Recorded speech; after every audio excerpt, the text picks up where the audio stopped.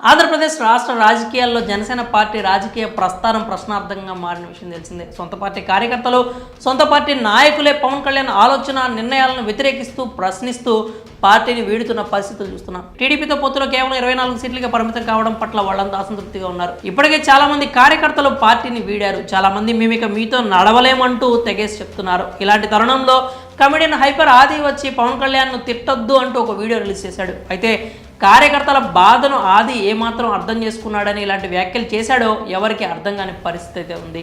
ఎప్పుడైతే తెలుగుదేశం పార్టీ జనసేన ఉమ్మడి అభ్యర్థులను ప్రకటించిందో, ఎప్పుడైతే పవన్ కళ్యాణ్ పార్టీకి 24 సీట్లు ఇస్తున్నామంటూ వెల్లడించారో అప్పటి నుంచే జనసేన కార్యకర్తలు తీవ్ర అసంతృప్తి రాజుకుంది. ఎందుకు అసలు మనం ఈ పార్టీ జెండాలు మోయాలి అంటూ కార్యకర్తలు బాహాటంగానే ప్రశ్నిస్తున్నారు. 10 ఏళ్లుగా పార్టీని నమ్ముకున్న నాయకులు కూడా రోడ్డున పడి గుండెలు పగిలేలా రోధించడం చూశాం.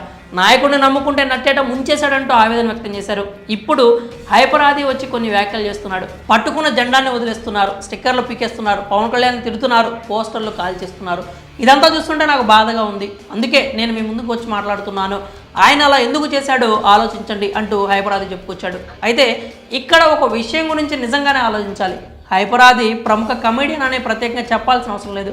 తన షోలు తాను చేసుకుంటూ ఎప్పుడో ఒకసారి వచ్చి నేను పవన్ కళ్యాణ్ అభిమానిని, జనసేన పార్టీ అంటూ మాట్లాడుతూ ఉంటాడు. అందుకు అతనికి సినిమాల పరంగా బాగానే వర్కౌట్ అవుతూ ఉంటుంది. ఇప్పుడు హైపరాదికి నెట్టింట కొన్ని ప్రశ్నలు ఎదురవుతున్నాయి. గత 10 ఏళ్లుగా పార్టీ జెండాని తమ భుజాన మోస్తున్న ఒక సగటు కార్యకర్త బాధ నిజంగానే ఆదికి అర్థమైందా? పార్టీ నాయకుడిని నమ్ముకుని 10 ఏళ్లుగా తమ ఉనికి కోసం పోరాడుతున్న నాయకుల బాధ ఆదికి అర్థమైందా? ఇప్పుడు వచ్చేసి అర్థం చేసుకోండి అని వ్యాఖ్యలు చేస్తే అసలు అర్థం చేసుకోవాల్సింది ఎవరు? కార్యకర్తలు, నాయకుల, హైపర్ ఆదీనా?